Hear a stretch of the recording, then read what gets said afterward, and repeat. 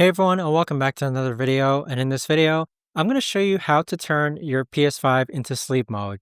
Now, this video is going to be particularly useful for individuals. Let's say that you want to go ahead and let your PS5 run, but you want to go ahead and conserve energy. Maybe you're actually updating a few games. How do you actually go ahead and turn it on sleep mode?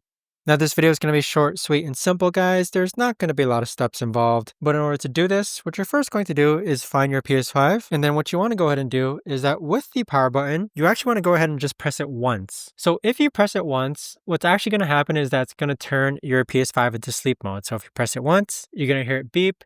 And now it says putting your PS5 into rest mode. Don't unplug the AC power while your PS5 is blinking. Now, to know that your PS5 is in sleeping mode or rest mode, you'll see that it's actually blinking white right over here. So if it's blinking white, that means it's actually resting.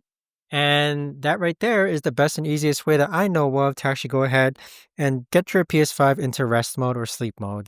If you guys know of a better or easier way to actually do this, let me know in the comments down below. I would love to know.